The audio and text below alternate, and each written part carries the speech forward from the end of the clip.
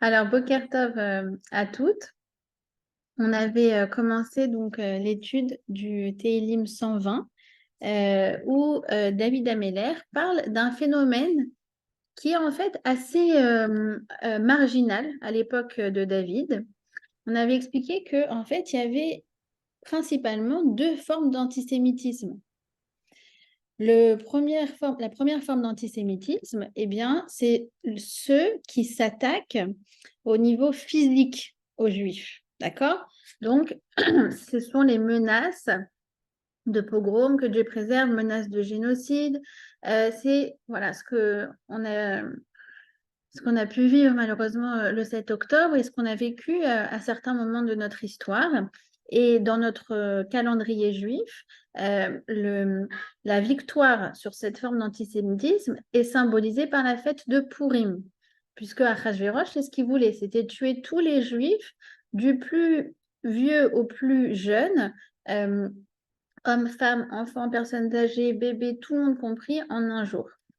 D'accord? Donc ça, c'est la forme d'antisémitisme qui veut annihiler le juif physiquement. Il veut en fait le faire disparaître de la planète. On a une deuxième forme d'antisémitisme, c'est celle qui s'attaque à notre âme, qu'on va célébrer Bezrat Hashem dans 10 jours, c'est Hanouka, où eh bien, les Grecs, les Yévanim, avaient voulu en fait s'attaquer à l'âme juive. Ils disaient non, mais vous pouvez vivre dans votre terre, en Judée, il n'y a pas de problème, mais vous êtes sous notre souveraineté et vous devez en fait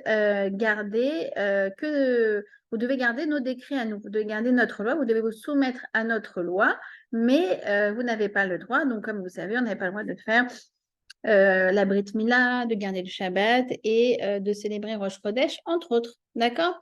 On a vu qu'au 20e siècle, de manière assez incroyable, les Juifs d'Europe ont été en fait touchés par ces deux formes d'antisémitisme. L'Europe de l'Ouest avec les nazis, qui symbolisent en fait l'attaque physique du Ham Israël, et du côté ouest, du côté communiste, eh bien, c'est l'URSS qui a voulu, pendant 3 générations, annihiler toute soumission à la loi juive. D'accord?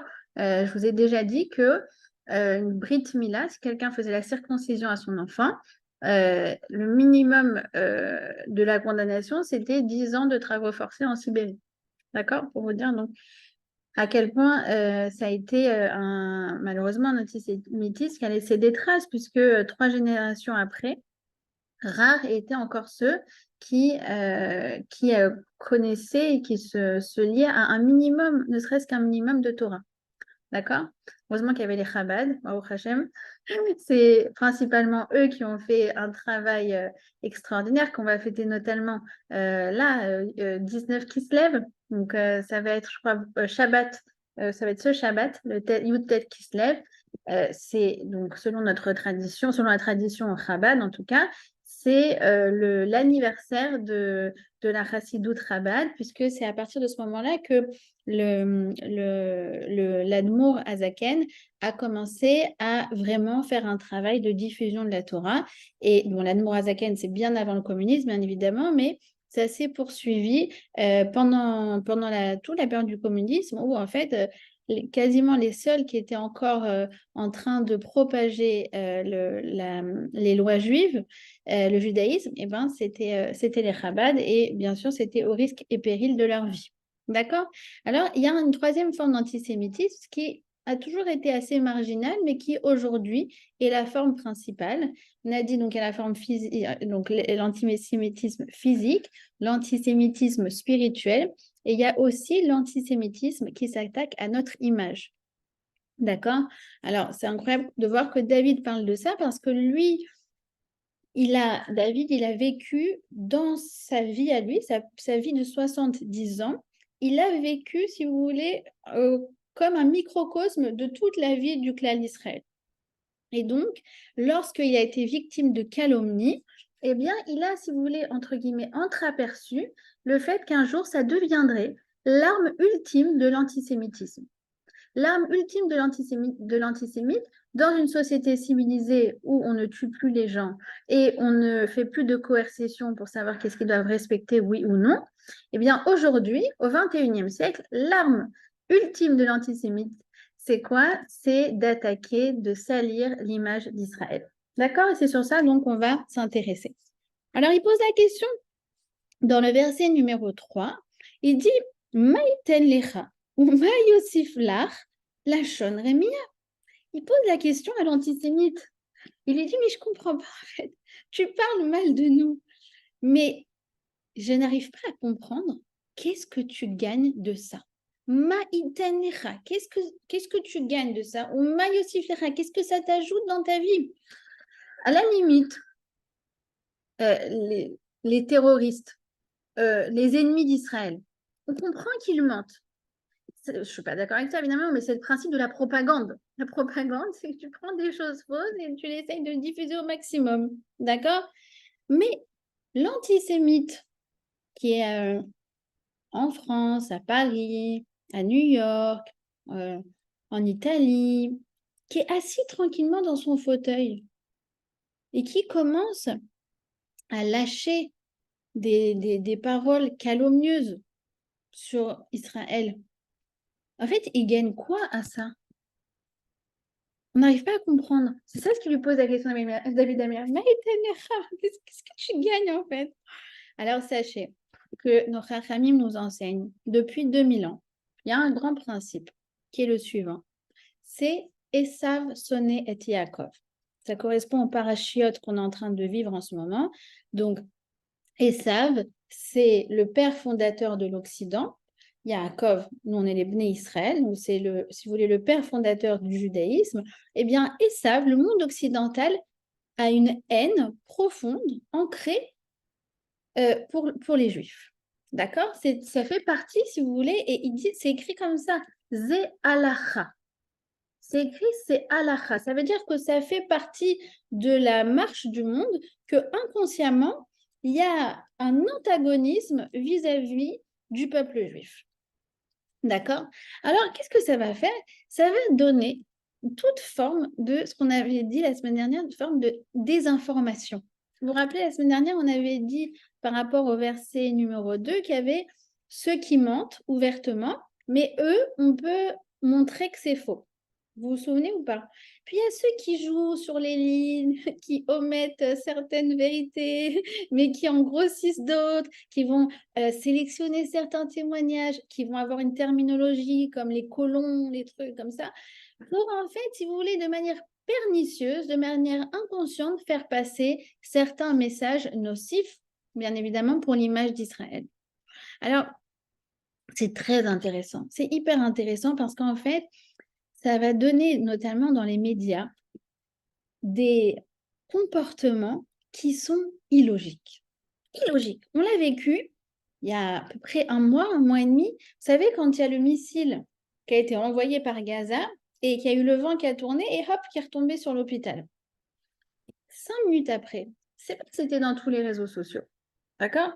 C'est que c'était dans les journaux, à la une.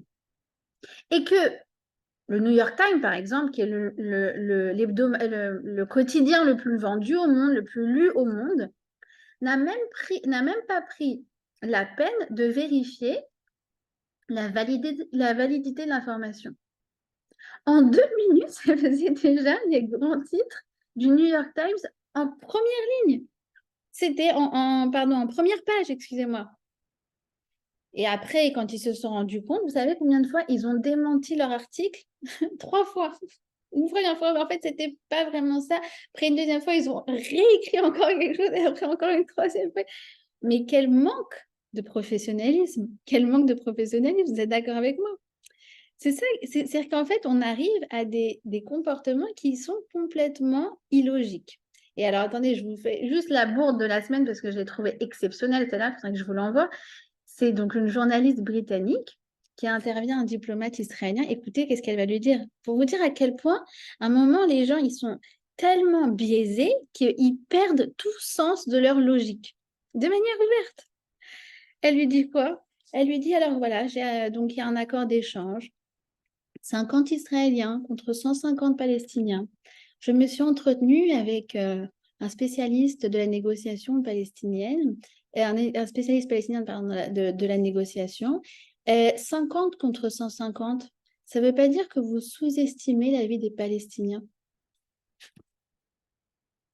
Non, mais c'est pas exceptionnel. C'est pas exceptionnel. Et vous voyez la tête de celui qui est interviewé, il fait comme ça. Il tombe comme ça, après il se reprend. Mais Alors, sur alors, ça, excuse-moi, Joy, eh Gabriel, ben, j'ai vu cette interview t'as vu? et je regrette énormément que le diplomate israélien ait été vraiment très, très ébranlé. Et en fait, il s'est justifié, alors qu'en fait, il aurait juste Oui, dit, bah, écoutez, c'est pas nous qui sous-estimons la vie des Palestiniens, c'est c'est le eux-mêmes. Hamas, parce que c'est le Hamas qui nous impose cette truc. Donc, a priori, pour eux, la vie d'un Palestinien vaut moins que la vie d'un Israélien. Et ça, vraiment, je me suis dit, mais pourquoi il lui répond pas ça, quoi? Je Bah, comprends pas. Je ouais, ouais, comprends mais pas. tu sais, c'est le Voilà. principe, Yael. C'est comme Ouais, Yohanan Ben Zakkai, on lui a demandé qu'est-ce que le général, euh, euh, il lui a demandé qu'est-ce que tu veux.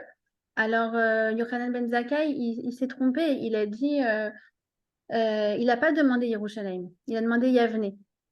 Et c'est vrai que s'il avait demandé Yerushalayim, peut-être qu'il y aurait une chance. En tout cas, de là, nos sages nous disent que parfois, dans un moment justement d'échange avec un tiers parti ou avec l'ennemi, on perd nos moyens et en fait, c'est Hachem qui nous met c'est vrai, dans la c'est bouche. vrai, Donc, on aurait c'est aimé être vrai. là, c'est avoir plus de répartie. Ouais, Voilà. ouais. En tout cas, les Israéliens, c'est intéressant que ça leur donne bien l'occasion de rire.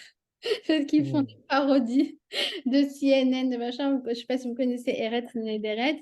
Enfin, ils se moquent bien des journalistes parce qu'en fait, du coup, ça les ridiculise. D'accord?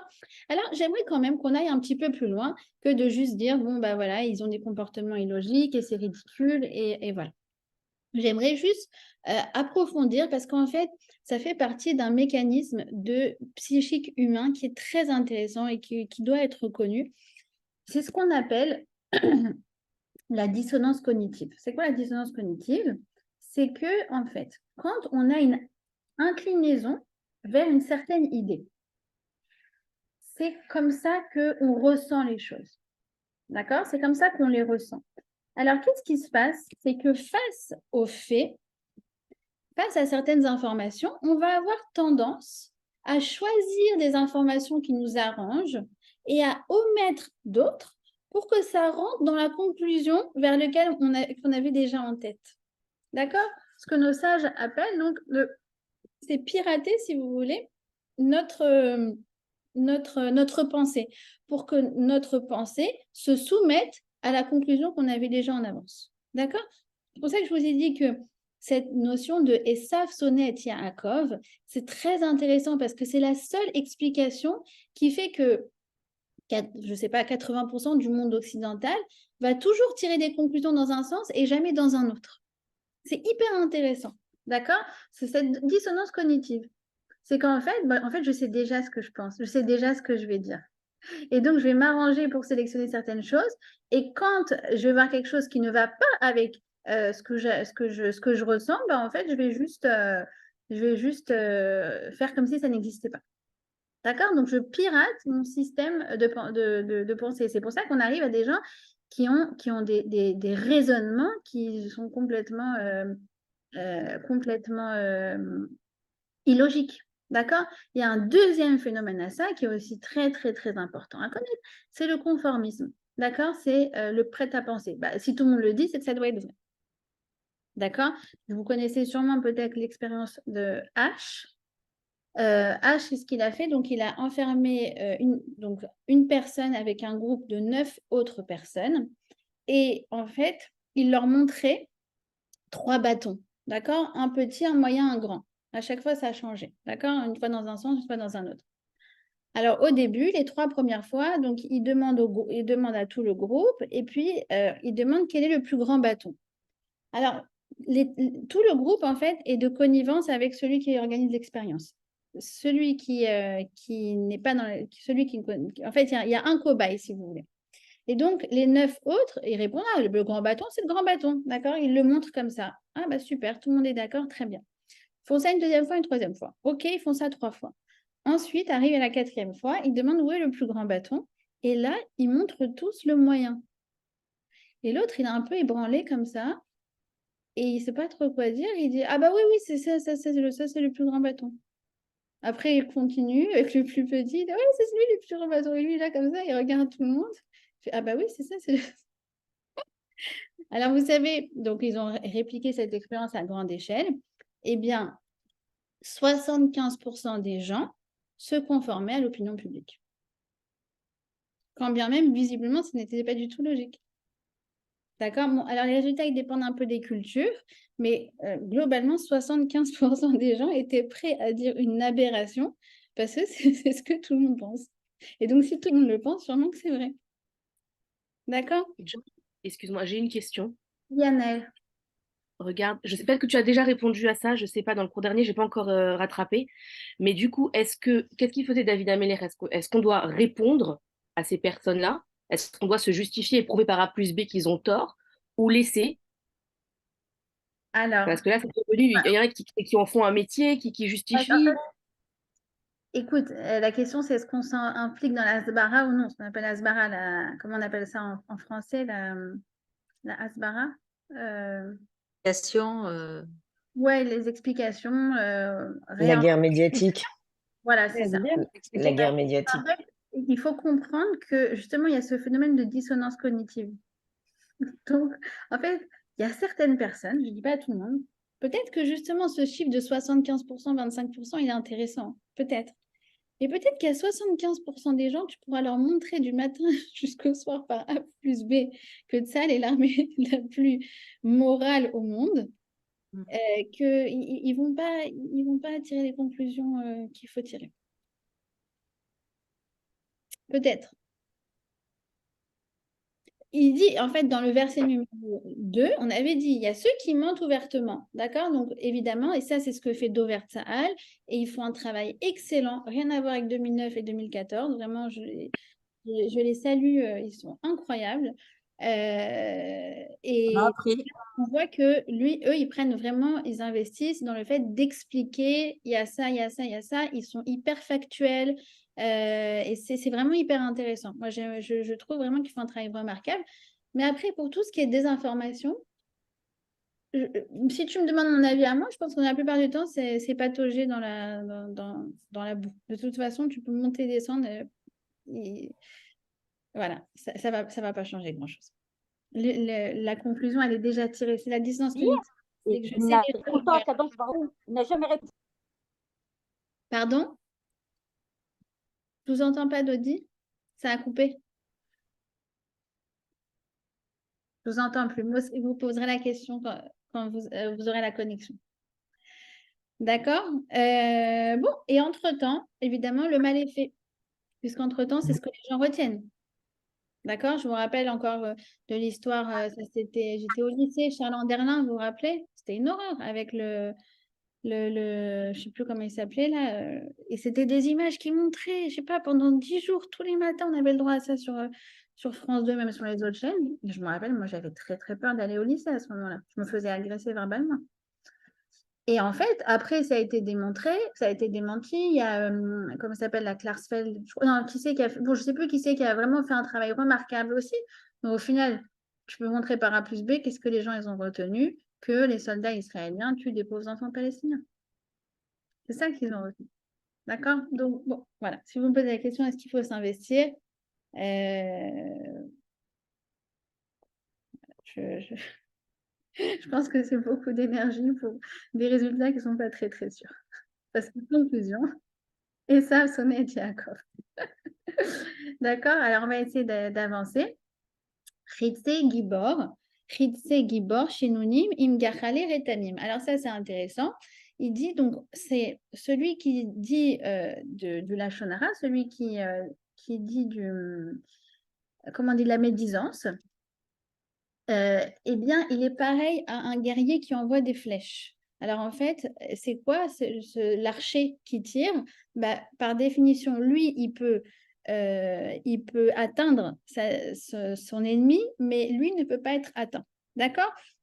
Donc c'est pareil, en fait, celui qui est sur son plateau de télé et qui commence en fait à dire des paroles qui sont très, très, très, très préjudiciables pour Israël, bah, en fait, lui, il ne peut pas être atteint, quoi. Il envoie, si vous voulez, il envoie ses flèches, mais lui, finalement, entre guillemets, il est inatteignable. D'accord? Et il compare ça aussi, il le compare, cette personne-là, à un arbre qui s'appelle rotem en hébreu. Alors en français, apparemment, c'est un genêt. Je ne sais pas si vous connaissez cet arbuste qui s'appelle genêt. Donc je l'ai regardé, j'ai été voir, c'est un très joli arbuste. Il a l'air très mignon, il a l'air totalement inoffensif. Et bien cet arbuste qui a l'air tellement inoffensif, eh bien il a des branches qui piquent et on ne les voit pas du tout. C'est pas comme la rose ou le cactus où on voit les pics et donc on peut s'en méfier. Cet arbuste-là, le genêt, le rotem, eh bien, il a l'air très joli comme ça. Et finalement, eh bien, il est très, très dangereux. D'accord? Donc, c'est pareil. C'est celui qui fait, qui profère de telles paroles. Il est là avec son grand sourire. En général, il est bien maquillé à la télé. Il fait bonne impression. Et en fait, il envoie des pics, des flèches, des horreurs. D'accord? Alors, quelqu'un a une question? Non, ok. Alors, C'est moi, je peux savoir si tu faisais, parce que j'ai un petit peu déjà commencé, et je sais pas, vous étiez au 120, mais je on est toujours dans le 120. Oui, ouais. 120, d'accord. Alors, je continue. Ça, c'est hyper intéressant aussi. Oya li ki garti mesher shachanti im ohale kedar. Alors, il dit, quel malheur pour moi d'avoir habité à Mesher et d'avoir demeuré près des tentes de Kedar. Alors, à quoi il fait allusion, David? Alors là, nos sages nous disent que dans ce verset en particulier, il a vraiment entreaperçu l'histoire du peuple juif pour les 3000 prochaines années. Il dit que, en fait, dans notre histoire, on va avoir deux types de tsarot, deux types de souffrances. La première, c'est quoi? C'est celles qui sont liées à Mécher. Alors, c'est quoi Mécher? Disent nos sages, ce sont nos ennemis qui n'ont pas fait la Brit Mila. D'accord? Donc, ça correspond à l'Occident. D'ailleurs, entre parenthèses, imaginez-vous à l'époque, Rabbi Yonatan ben Uziel, d'accord? Donc, ça correspond, Rabbi Yonatan ben Uziel, c'est 2e siècle peut-être. À l'époque, déjà, il a dit que ces personnes-là, c'est Moscou. C'est la Russie. Déjà à l'époque. Et Kedar, c'est quoi? C'est ceux qui ont fait la Brit Mila et ça correspond au Ishmaélim. Alors, déjà, il faut savoir une chose, c'est que nos sages nous disent qu'à la fin des temps, Esav va s'allier à Ishmaël. D'où ils savent ça? Eh bien, ils savent ça de la paracha la semaine dernière, je crois, où c'est écrit que Esav s'est marié avec la fille de Ishmaël. Et donc, de là, ils en ont tiré la conclusion. Nos Chachamim ont dit qu'à la fin des temps, ils vont s'associer et comme ça, ils penseront qu'ils vont réussir à vaincre Israël. D'accord? Deuxièmement, par rapport à cet enseignement où on a vécu dans l'Occident, on a vécu dans l'Orient, ça correspond, si vous voulez, un peu aussi au monde ashkénaze et au monde séfarade, d'accord? Eh bien, on avait déjà posé la question, mais qu'est-ce que tu gagnes à? Qu'est-ce que tu gagnes à nous nuire? Donc, on avait vu par rapport à Esav, qu'est-ce que tu gagnes à nous nuire? Il gagne rien, il suit juste son intuition première qui est la volonté profonde de nous enfoncer. D'accord? Ce fameux Esav sonné et Yaakov. Maintenant, par rapport au Ishmaélim, on leur pose la question, mais qu'est-ce que tu gagnes à nous nuire? En fait, qu'est-ce qu'on t'a fait? Qu'est-ce qu'on t'a fait? Qu'est-ce que tu gagnes à nous nuire? Et ça, c'est aussi hyper intéressant comme réponse. Pourquoi?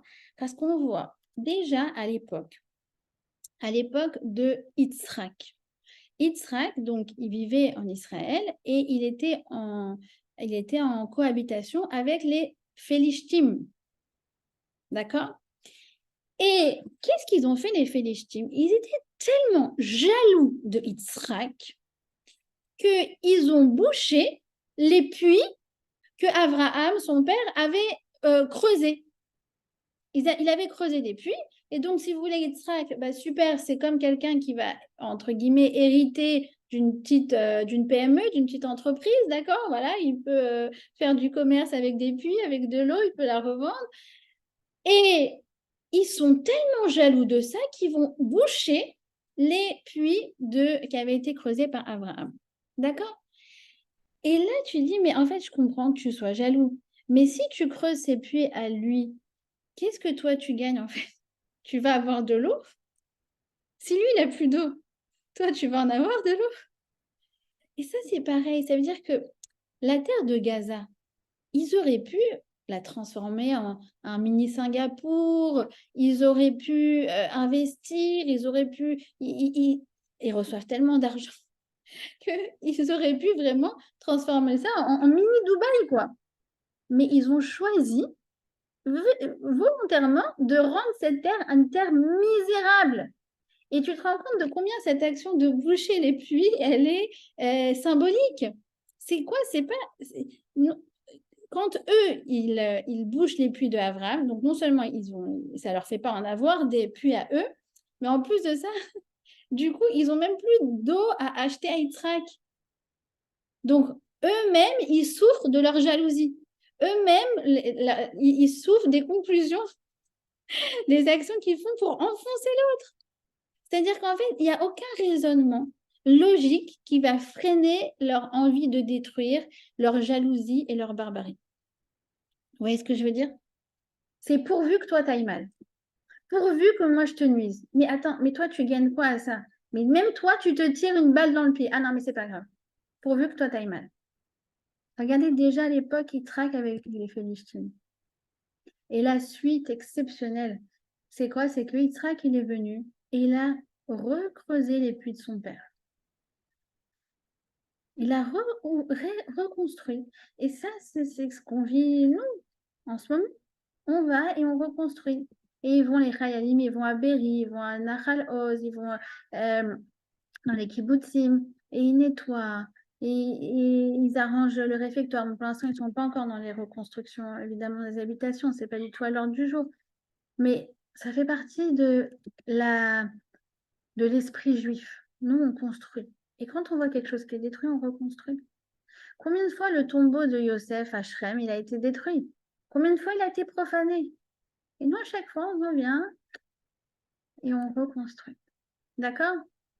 Donc, ça, c'est la réaction juive, si vous voulez, de recreuser les puits de la vie. Ça veut dire, on va sur les ruines, on nous a ruiné les choses, et bien, c'est pas grave, on a une résilience sans pareil, et on va et on reconstruit. D'accord? Alors, il y a beaucoup de commentaires. Je sais pas s'il y a des questions.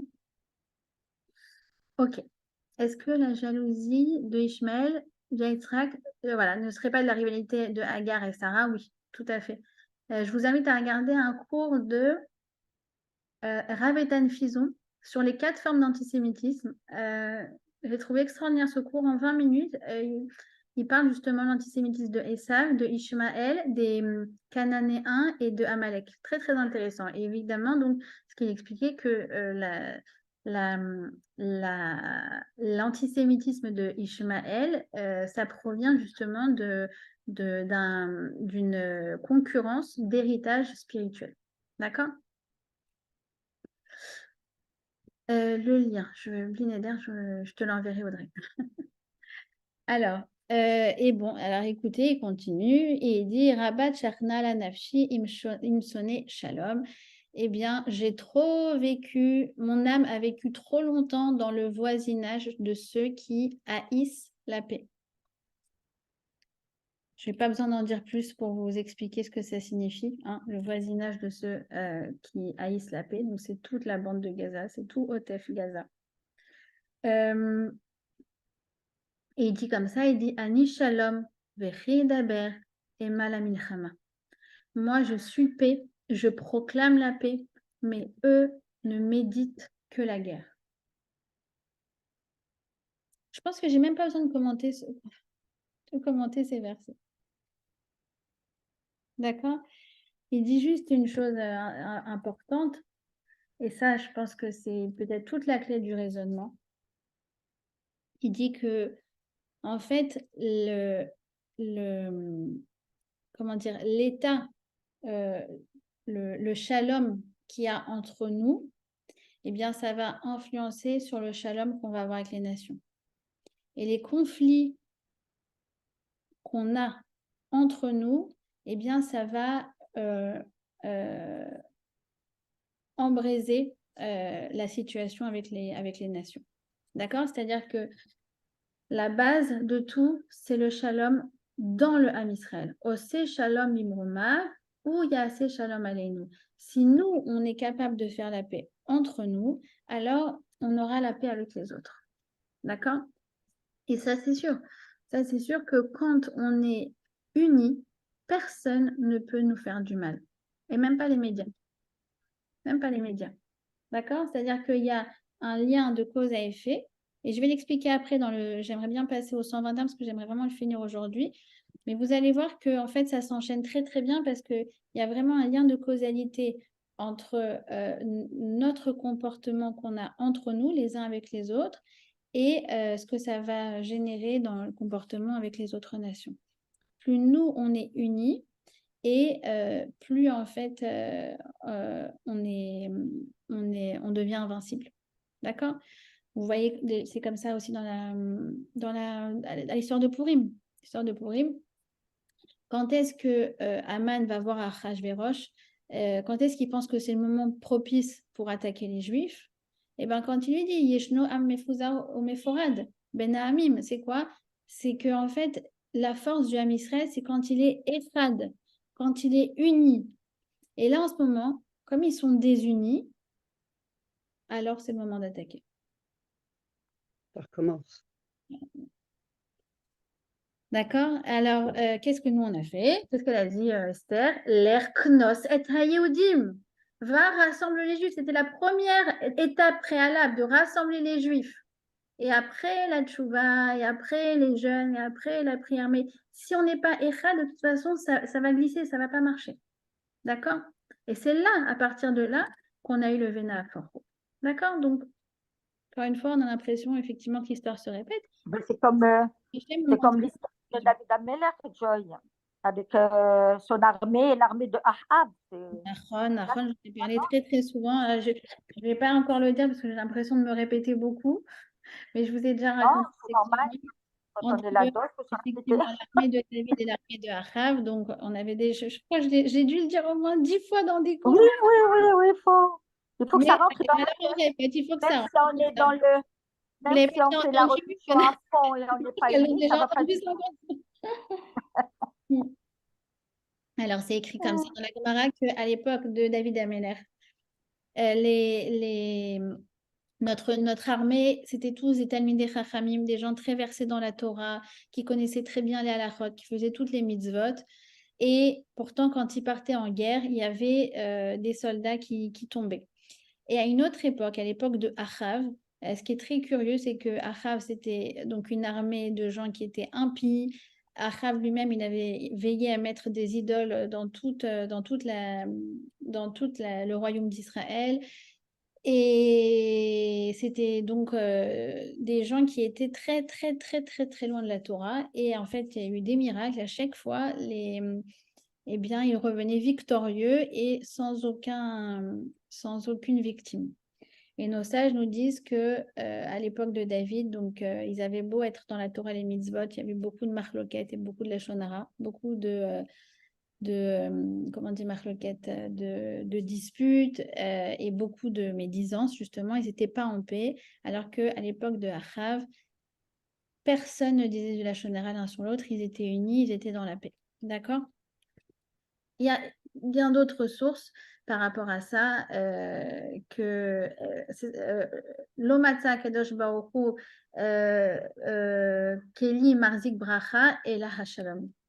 Dieu n'a pas trouvé un autre récipient pour envoyer la bracha que le shalom. En fait, regardez, souvenez-vous de cette image. Quand on est désunis, d'accord? Alors, j'ai beau verser de l'eau, c'est comme si j'avais une carafe qui avait des trous. On est désunis. Vous voyez ce que je veux dire? On est séparés les uns des autres.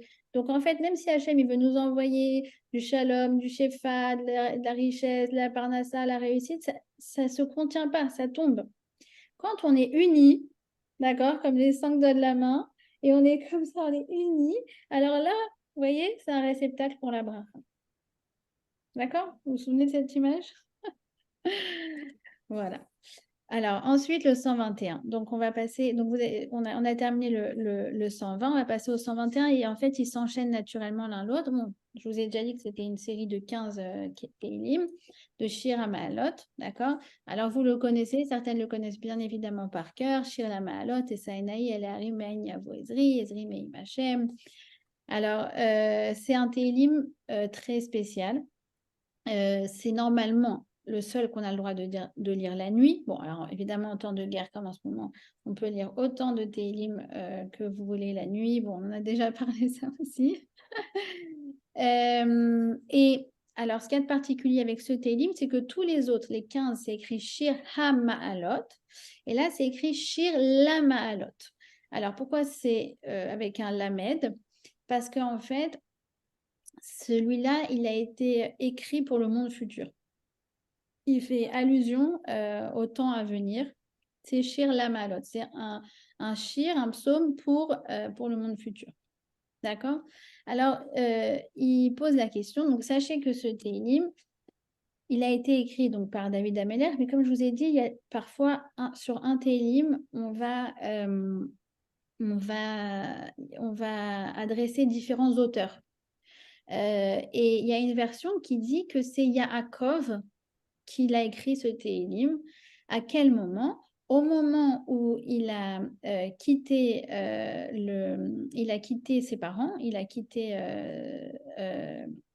Rivka et Yitzhak, et qu'il était, si vous voulez, en vagabondage. Et à ce moment-là, donc, il a écrit ce Télim 121 au moment où il était très angoissé et il était en train de chercher de l'aide. D'accord? Alors, mais Aïn Yavo Ezri, Ezri Me'im Hashem. Donc, d'où vient mon aide? Mon aide vient de Hashem. D'accord? Attends. Oui, je regarde vers les montagnes et je me pose la question, donc, vers d'où va venir mon aide? Alors, c'est quoi regarder vers les montagnes? C'est qu'en fait, Yaakov, à ce moment-là, ou David Ameller, il se retrouve dans une situation où, vous voyez, on cherche à l'horizon et on voit rien. C'est comme si on est dans le désert comme ça et on a très très soif. On se dit que si on ne va pas boire, on va mourir. Et on cherche à l'horizon et on ne voit pas, on ne voit rien. Il dit, mais Aïn Yavo Ezri, d'où va venir mon aide? Alors, vous remarquerez que mais Aïn Yavo, c'est aussi mais Aïn. Il n'y a pas. Je regarde, je cherche partout et je ne vois pas de délivrance possible. Je vois personne pour m'aider. Et alors là, je dis quoi? Ah, mais Aïn Yavo Ezri, Ezri Me'im Hashem. Si je vois personne pour m'aider, alors je réalise que seule la délivrance viendra d'Hachem. Parfois, Hachem, il fait en sorte qu'on se sent seul au monde, qu'on a l'impression que c'est fichu, que c'est mort, qu'il n'y a pas de solution au problème. Pourquoi? Pour que on se raccroche à lui et uniquement à lui. D'accord? Et il y a une explication par rapport au terme de Harim. Donc, Harim, c'est les montagnes. Mais on dit que quand Yaakov Avinu, quand il a écrit ce Télim, en fait, il ne disait pas Harim, il disait Horim. Horim, c'est mes parents. En fait, il s'est retrouvé coupé de ses parents, recherché par son frère, homeless, dépouillé parce que son neveu Eliphaz, il avait pris tout ce qu'il avait. Il s'est retrouvé dans une situation très, très, très, très vulnérable, Yaakov. Et qu'est-ce qu'il s'est dit? Il s'est dit, ah, je vais tourner mes yeux vers quoi? Lo Harim, pas les montagnes, mais vers Horim, vers mes parents. Il a été en fait recherché quoi, dans un moment de grande angoisse où il a l'impression que Dieu l'a abandonné. Il a été se concentrer sur ce que tous ses parents ont fait pour lui. Il s'est dit, attends, tu te rends compte, depuis que je suis née, j'ai ma mère qui m'a nourrie. J'ai ma mère qui s'est occupée de moi. J'ai mon père qui était là, qui discutait avec moi, qui me faisait des sourires. Ils se sont occupés de chaque besoin que j'avais depuis petit, depuis le premier jour, depuis la première heure. Et ça, en fait, tout ça, ça provient d'Hachem. C'est-à-dire qu'en fait, Yaakov, il s'est raccroché à des moments de sa vie où il a reçu de la bracha. Alors certes, c'était par des tierces personnes, mais ces tierces personnes, c'était le kéli par lequel Hachem lui a envoyé du bien. Et il s'est raccroché à ça. Il s'est raccroché en fait à tout le bien qu'il a eu dans sa vie. Et ça, c'est un vrai exercice à faire, même parfois pour celles qui sont coachs, thérapeutes, etc., de dire, attends, il n'y a pas tout qui va mal. Je sais que tu es venu me voir pour un problème, mais viens déjà, on constate tout ce qui va bien dans ta vie. D'accord? C'est je crois que ça s'appelle une des manières de thérapie, c'est la thérapie par les 3 petits bonheurs, je crois. C'est se concentrer, écrire chaque jour quelque chose qui nous fait du bien. D'ailleurs, la jeune Rayelet, la Noah Marciano, ses parents, ils ont retrouvé son journal intime et en fait, elle faisait ses exercices et tous les jours, elle disait merci Hachem, merci pour la terre d'Israël, merci pour tout ce que tu m'apportes, merci pour mes parents qui me donnent de l'amour, merci pour mon travail, merci pour ça, merci pour ça. Elle a vraiment un cahier de remerciements. Et avec ça qu'elle est partie. D'accord, donc ça c'est ce qu'il nous dit Yaakov Avinu. Il dit, il y a des moments dans ta vie où tu vas ressentir une grande angoisse, tu vas avoir l'impression que rien ne va pour toi. Alors raccroche-toi à ces moments où tu as reçu du bien et c'est de là que va venir en fait la bracha. D'accord? Ensuite, il dit quoi? Donc Ezri Meim Hachem, mon aide va venir d'Hachem, Osé Shamaim Vaaretz, celui qui fait le ciel et la terre. Alors, c'est quoi celui qui fait le ciel et la terre? Eh bien, ça veut dire que Hachem, il appartient au monde spirituel, si on peut dire ça comme ça, tout comme il appartient au monde le plus matériel dans ma vie. Il est là, il est dans ma vie, il intervient. Chaque chose qui se passe dans ma vie, en vérité, c'est un masque derrière lequel Hachem se cache. Chaque chose, voilà, ce verre d'eau que je bois là, c'est Hachem qui m'envoie de l'eau. Et le monde, il s'appelle Olam. Olam, ça veut dire Ne'elam, ça veut dire caché, parce que soit tu peux voir ce verre d'eau comme quelque chose complètement indépendant de la volonté d'Hachem, ou soit tu peux voir Hachem à travers ce verre d'eau. Ça, c'est à toi de choisir.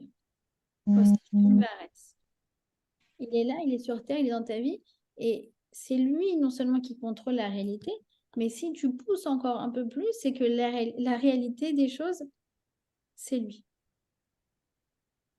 D'accord? Et donc, en fait, ça permet de s'inscrire dans une relation avec Hachem, qui est une relation de remerciement. Dès qu'on voit Hachem dans toutes les petites choses qu'on a, là, tout simplement, on ouvre les yeux, hop, Modéani les fanecha. Merci Hachem qui m'a ouvert les yeux. David Amelach, il a dit Joy, chez lui qui a Hachem, dit Tamim. David Ameller, merci Dodi. Il est arrivé à un point où David, en fait, il ne voyait pas la réalité en tant que telle, il ne voyait que le Hachem qui se cache derrière la réalité. On dit que David Ameller, il est arrivé à un stade où il a enlevé son Yetzer Hara. C'est vrai qu'il a enlevé son Yetzer Hara. C'est qu'en fait, il n'avait plus l'attente, on va dire, le réflexe de penser que les choses elles se passaient parce qu'elles se passent. Il y a des relations de cause à effet dans la vie. Et voilà, s'il y a eu ça, ça, ça et ça, si le soleil il se lève le matin, Osé Shamaim Vaaretz, si les étoiles elles sortent, si la lune elle arrive, s'il y a le soleil, c'est parce que c'est naturel et c'est comme ça. Non, c'est parce qu'en fait, c'est Hachem qui a fait lever le soleil pour moi. Et d'ailleurs, c'est incroyable parce que ça me fait penser que dans la paracha de cette semaine, justement, il y a Yaakov. Qu'est-ce qu'il va dire? Il va avoir la blessure. Vous savez, il va combattre l'ange de Esav et il va être atteint. Il va avoir une blessure. Et il y a marqué quoi? Il y a marqué que le soleil va guérir sa blessure. Il y a marqué Zarach lo. Le soleil va briller pour lui. Excusez-moi, le soleil, il ne brille pas pour Yaakov, il brille pour tout le monde. D'accord? C'est-à-dire quoi, le soleil, il brille pour moi? Parce que c'est comme ça qu'un juif, il doit penser. C'est comme ça qu'un juif, il doit penser. Ça, Hachem, il a fait pour moi. Ça, ce verre d'eau, il l'a fait pour moi. Ça, ce petit rayon de soleil, c'est pour moi. Tout ça, c'est pour moi. Il vit en fait dans un monde de Hashgacha pratique, de providence divine qui est ciblé, qui est personnalisé, qui est tourné vers lui-même. D'accord? Comme c'est écrit qu'un juif, il doit penser Bishvili Nivra Olam. C'est pour moi que Hachem a créé le monde. Joy, je sais pas si tu m'entends. Oui, juste, tu parlais de Noah Marciano et ce qu'elle écrivait, voilà, des choses positives et tout. Et c'est vrai que c'est difficile d'entendre ça, quoi, sachant que la suite, c'est très dur pour elle. Tu vois, j'ai du mal à intégrer l'information là. Ils disent, Audrey, tous ceux qui sont partis le 7 octobre, j'ai pas entendu beaucoup de témoignages parce que je me protège beaucoup, mais les rares que j'ai entendus, c'était tous des tzadikim. Ils ont été choisis par Hachem pour changer le destin du peuple juif, pour nous unir alors qu'on était dans un état de désunion pas possible. Tous, tous. Oui, tu l'avais dit dans le cours pour Shabbat.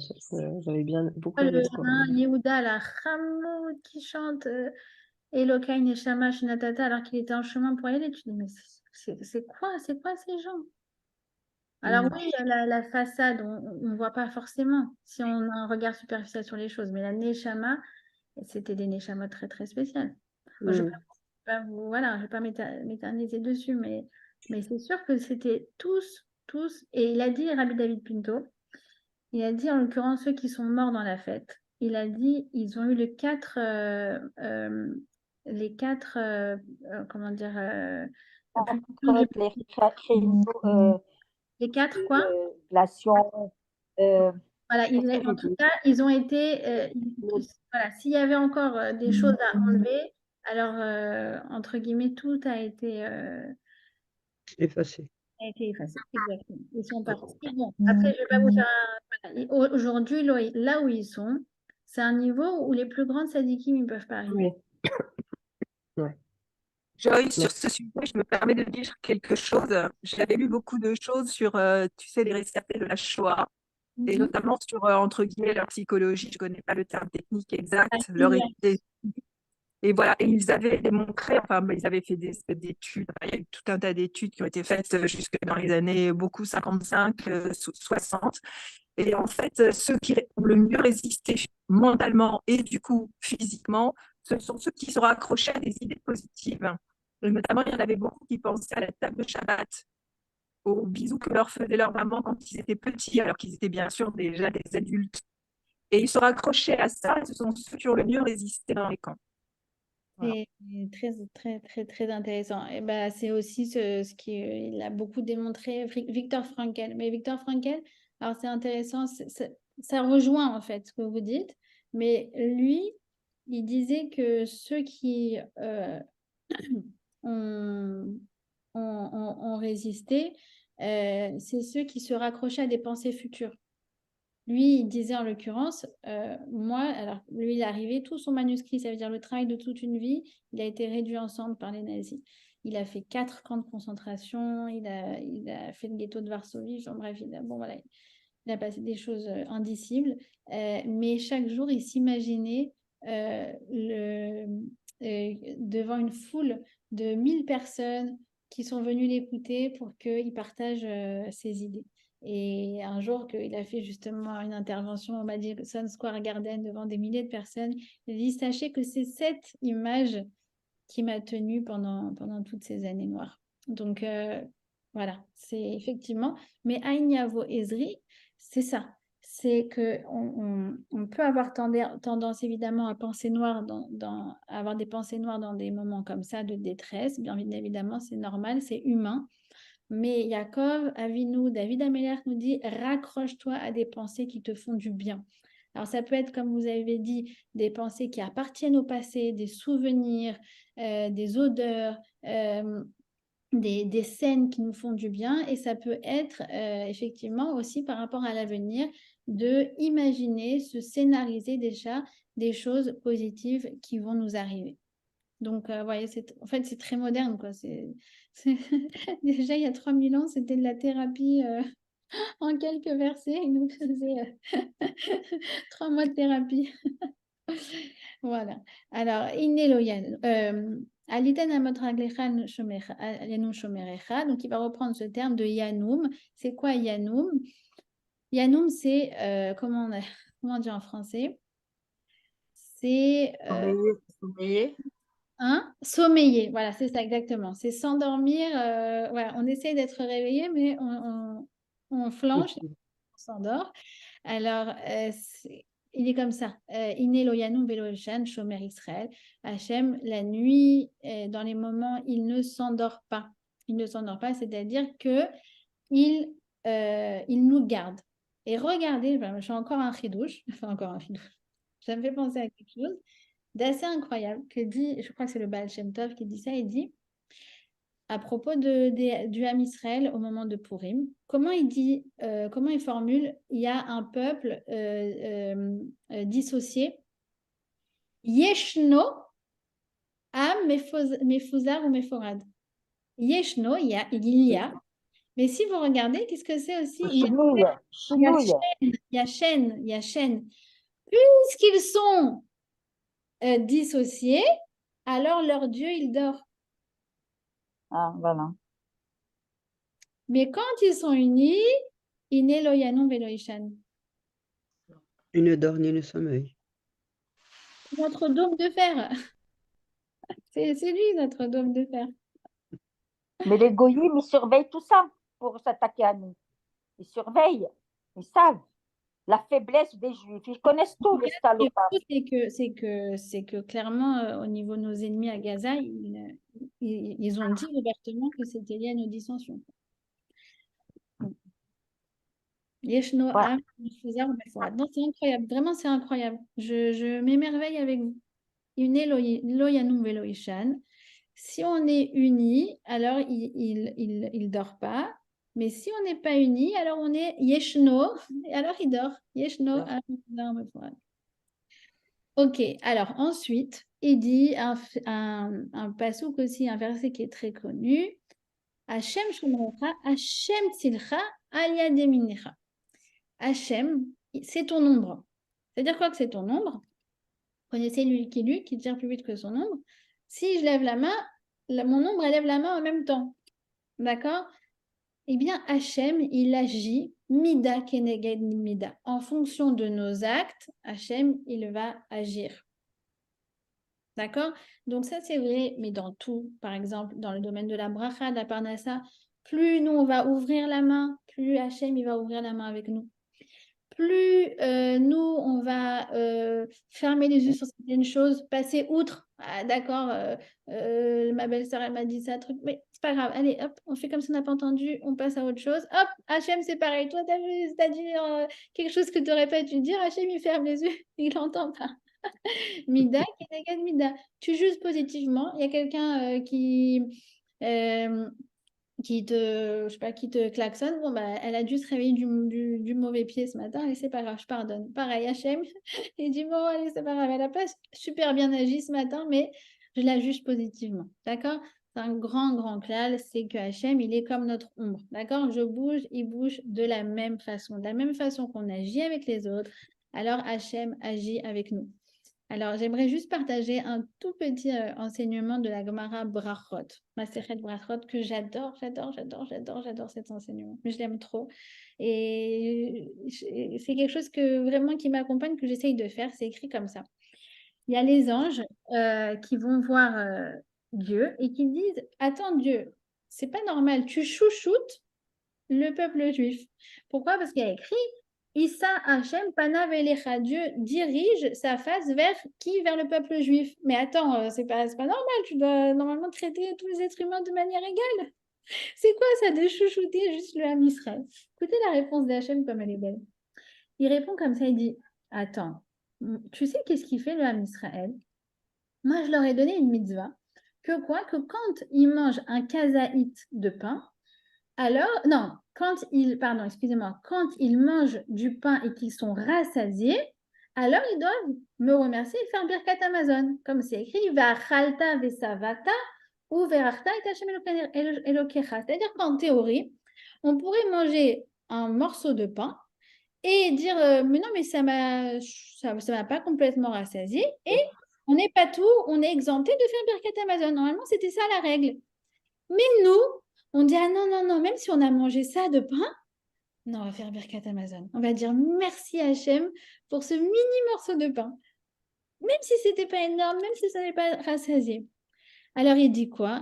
Il dit chez Medagdekim, Alatzmam, Al-Kazaïd ou Kabetza, eux, ils me remercient pour un mini morceau de pain. Il dit Ayot Israël Medagdekim, les Fénim Mishuratadin, eux, ils font plus que les conventions. Alors moi, c'est pareil. Avec eux, je fais plus que les conventions. J'adore. C'est un des enseignements. Très beau. Ça veut dire, Oui, non, j'ai déjà on entendu, est mais large. c'est beau. Vous savez, on est large. Dans le Ham Israël, on ne fait pas de calcul, surtout en ce moment. Mais surtout en ce moment. Est-ce que tu as déjà vu 200 000 personnes qui reprennent l'avion alors qu'ils n'étaient pas là? Soit ils étaient en vacances, ou soit, Birlal, ils étaient expatriés. Et ils prennent l'avion alors qu'ils n'ont même pas été appelés pour... C'est ce qu'il a dit Rabbi Eliaou? Joy. 2 secondes, 2 secondes. Et les Haredim, tout d'un coup, tu as 2000 Haredim qui se réveillent. Non, je vais faire l'armée. On ne vous a rien demandé, on ne vous a même pas appelé. Et je ne sais plus, quelqu'un a fait remarquer que Poutine, quand il a lancé sa guerre sur un pays de je ne sais pas combien, 200 millions d'habitants, je ne sais pas combien là, donc il a appelé 200 000 personnes. Il a dû à un moment faire fermer les frontières parce que les gens y partaient pour pouvoir avoir son armée de 200 000 personnes. Nous, on est 6 millions. Et en une semaine, on était 400 000 sur le front.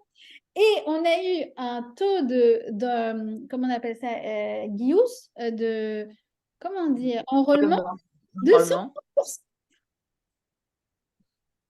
Vous voyez ce que je veux dire? Donc, quand tu vois ça dans le Ham Israël et tout le chesed et tous les gens qui sont venus du matin jusqu'au soir, mais j'en connais, elles sont, je vous dis, toute la journée. Elle va faire le barbecue le soir, après le matin, le petit-déj. Après le vendredi, elle fait les chalotes pour 200 soldats. Après, elle Et se... la chalote. Ils inondent d'amour, ils excèdent dans tout le chesed, c'est incroyable. Et tout ce qui a été organisé comme ça, en à peine 8 semaines. Mais est-ce qu'on a déjà vu un peuple pareil dans ce monde? Alors, qu'est-ce qu'il a dit, Joy, Rabbi Eliaou? Alors, en vertu de ça, Hachem, il va continuer de nous faire des miracles sans pareil. D'accord? Tu sais ce qu'il a dit, Rabbi Eliaou, Zini, de la Yeshiva ce matin? Il a dit que depuis David Ameller, il n'a jamais vu autant d'élan dans le Ham Israël. Jamais. Il a dit, mais depuis David Ameller, il a dit, c'est magnifique. Par contre, lui, il est contre l'accord. Hein. Ah, bon, ça, c'est compliqué. Je sais pas. Ouais, mais pas rentrer dedans. Voilà. Ouais. Disons que pour l'instant, on est très content pour ceux qui rentrent à la maison. Ah ouais, bien sûr. Mais voilà, il faut prier. Vous savez qu'il y a une prière spéciale, il faudrait que je la retrouve, Linda, que je vous l'envoie. C'est une prière pour que Hachem insuffle aux dirigeants les bonnes décisions. Amen. Une prière qu'on doit dire à ceux qui ne sont Pour pas... le gouvernement. Voilà. Il faudrait que je la retrouve. Je pense que je peux la retrouver. Je ne l'ai pas dite, mais en fait, je pense qu'il faut vraiment, vraiment, vraiment la dire, cette prière-là, parce qu'il y a des choses historiques qui sont en train de se passer avec des enjeux voilà, pour dizaines de prochaines années. Donc, il faut vraiment, vraiment qu'on ait la siata d'Ishmaïa dans les décisions qu'ils vont prendre. D'accord? Alors, je vais terminer comme ça, voilà, en 2 minutes sur le Télim 121. Donc, Mama Shemesh le Yakeka, donc il fait référence au soleil et à la lune. Et le soleil, ça quoi? Ça symbolise tout ce qui est par rapport à l'été, quand il fait chaud, etc. Et la lune, c'est le dénuement par excellence. Elle n'a même pas sa propre lumière, la lune. D'accord? Alors, c'est pareil, on dit protège-moi des épreuves de la richesse comme des épreuves de la pauvreté. Et ça, pour le coup, aussi, c'est très lié à notre histoire. Ça veut dire que quand, entre guillemets, le soleil brille pour pour Eretz Israël. Ça veut dire que ça va bien, les startups, la Parnassa, les unicornes et je sais pas quoi et tout. La high-tech, parfois ça nous joue des tours parce que on se sent trop puissant et c'est pas bon. C'est-à-dire qu'en fait, il y a un juste milieu au niveau d'un bon degré de ce qu'on appellerait de vulnérabilité. D'accord? C'est pour ça d'ailleurs que Shlomo Ameler, il a dit à Hachem, il a dit ne me donne pas trop de richesse, ni trop de pauvreté, bien évidemment. Je veux ni l'un ni l'autre. Je veux le juste milieu parce que en fait, c'est la meilleure façon de se relationner à Hachem. À la fois, j'ai la bracha, j'ai la parnassa, la high-tech, ça marche et tout.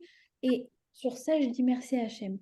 Et à la fois, je sens que je suis vulnérable et sur ça, je me relie à Hachem, je lui demande de me protéger des éventuels dangers. D'accord? C'est ce qu'il nous dit. Il nous dit que en fait, on aime ce juste milieu qui nous permet de nous relationner à Hachem de la façon la plus idéale possible. D'accord? Ensuite, Hachem shomrecha ishmorcha mikolra ishmoret nafshecha.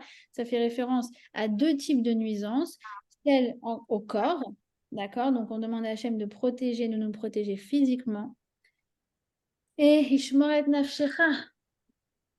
C'est quoi Ishmoret Nafshecha? C'est protéger notre mental. Parce que, voilà, tous les traumatismes, les chocs, les déprimes, les angoisses, enfin, tout ce qu'on peut vivre de loin ou de près en ce moment, alors c'est dangereux. Ça peut être dangereux aussi pour le corps. D'accord? Moi, personnellement, je suis quelqu'un de très, très, très sensible et que j'absorbe tout ce qui se passe dans ce pays. J'ai dit à mon mari, j'ai l'impression d'être une mini carte d'Israël qui est secouée dans tous les sens. Depuis 2 mois, j'en peux plus. Je me lève, j'ai mal au dos, après j'ai mal au ventre, après j'ai mal au bras, après j'ai mal à la tête. Alors, voilà, il faut faire attention. Il faut demander vraiment à Hachem de nous protéger aussi dans la tête Amen. et protège nos allées et venues depuis maintenant et pour toute l'éternité. Bezrat Hachem. Amen. Amen, amen, amen. Akadosh Baruch. Amen.